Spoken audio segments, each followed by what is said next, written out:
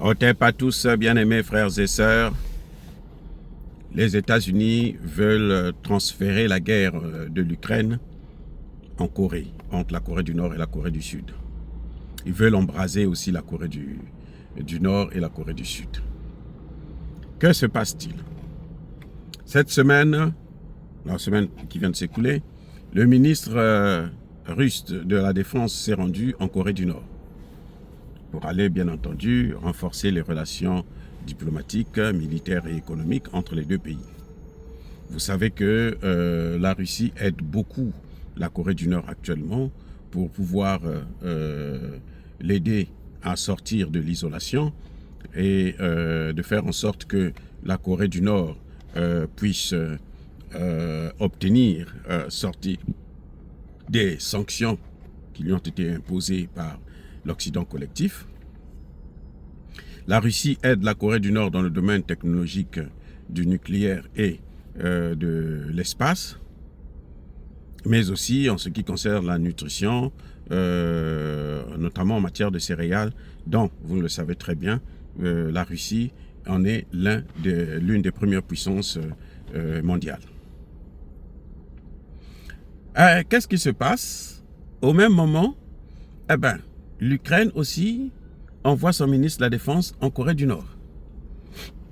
Le ministre de la Défense, vous savez que l'autorisation américaine pour frapper en profondeur en Russie est venue de l'idée selon laquelle des Nord-Coréens seraient, je dis bien seraient, je parle au conditionnel, seraient en Russie. Ils combattaient aux côtés des Russes à Koursk, donc sur le territoire russe, ou probablement aussi en Ukraine, au front ukrainien.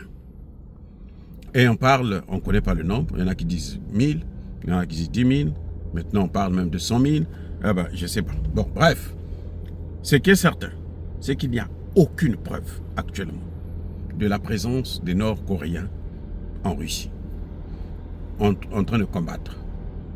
Il y a des Nord-Coréens en Russie qui travaillent avec la Russie et autres, mais cette idée-là, qui est venue de la Corée du Nord, qui a informé l'Ukraine, et l'Ukraine a informé la communauté internationale, et la communauté internationale depuis cherche des preuves, ils n'ont pas jamais trouvé des preuves, cette idée-là est encore un montage mensonger des États-Unis d'Amérique.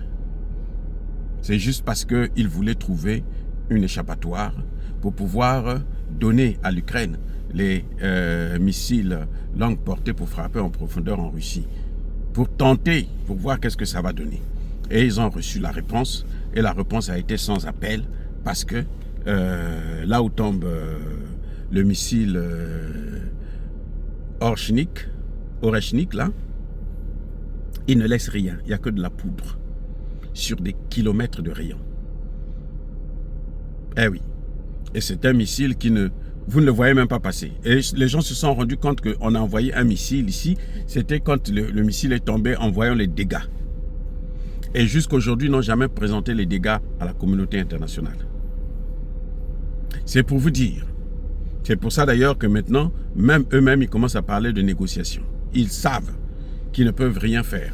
Les 34 pays de l'OTAN ne peuvent rien faire face à la Russie. La Russie les a vaincus, la Russie les a battus et la Russie est devenue la première puissance militaire mondiale.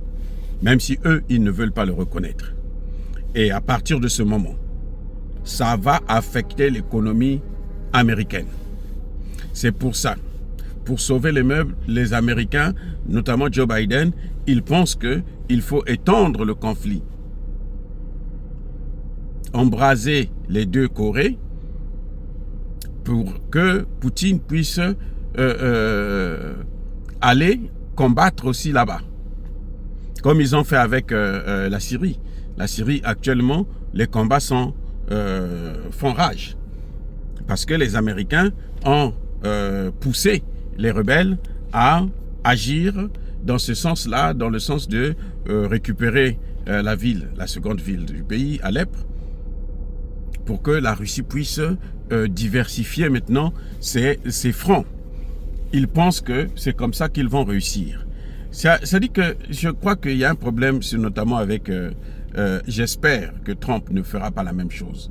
que Biden. Il pense toujours que l'Amérique d'hier est toujours l'Amérique d'aujourd'hui.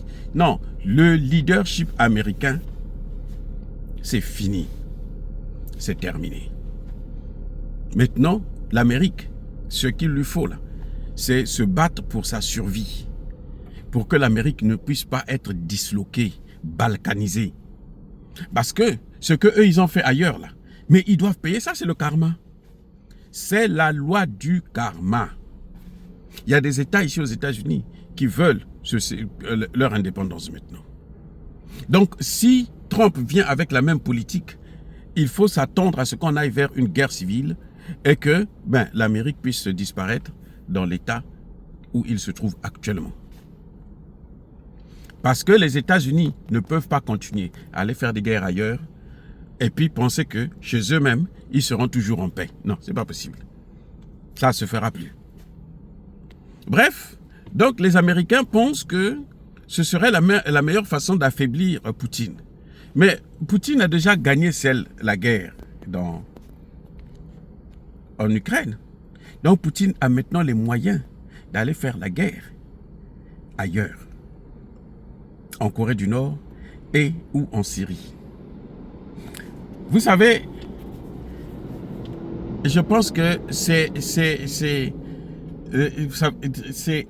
mal connaître l'histoire, mal comprendre la géopolitique. Si ça s'embrase encore entre la Corée du Nord et la Corée du Sud, croyez-moi, si ce n'est pas Poutine qui va attaquer les États-Unis, ça va être la Corée du Nord. Parce que la Corée du Nord aussi a des missiles intercontinentaux. Et la Corée du Nord est soutenue par la Russie. Et vous savez quoi? Si ça se déclenche là-bas, ce sera aussi le meilleur moment pour la Chine d'envahir Taïwan. Et les Américains feront quoi? Vous ne pouvez pas maintenir 900 bases militaires dans le monde, surtout que votre économie est en plein déclin. C'est pas possible, les amis. On peut faire tout ce que l'on veut, quels que soient les calculs, quelle que soit la stratégie. Il y a aussi une économie de guerre. Et cette économie de guerre-là, c'est une économie qui vous permet d'alimenter la guerre. Aujourd'hui, les États-Unis n'arrivent même plus à alimenter les Américains. Vous savez pourquoi ils parlent de l'immigration comme ça? Pourquoi ils mènent la lutte contre l'immigration? Mais c'est parce qu'ils ont des difficultés économiques. Ça a toujours été comme ça dans la plupart des pays. Quand il y a trop de difficultés économiques, on s'attache aux immigrés et notamment aux Noirs. Donc, ça ne veut rien dire ce que les Américains pensent et veulent faire. Ce n'est pas la bonne solution pour les États-Unis d'Amérique d'embraser le monde entier. Parce que eux aussi, ils seront embrasés. Ils ne peuvent pas mettre le monde entier à feu et à sang et croire qu'ils vont se passer pour les sauveurs comme ça s'est passé lors de la Seconde Guerre mondiale. Non, cette fois-ci-là, ça ne sera pas la même chose, les amis. Ça ne sera pas la même chose. La dissuasion aujourd'hui n'est plus une dissuasion nucléaire, puisque le nucléaire, tout le monde l'a. L'Iran a le nucléaire, le Pakistan, l'Inde, la Corée du Nord, sans compter les grandes puissances comme la Chine et autres. Et le nucléaire otanien, là, il est désuet. Il est déjà dépassé. Croyez-moi, la Russie a une avance militaire sur toutes les puissances de l'OTAN. Donc une autre guerre, encore, ça va être la disparition de l'Europe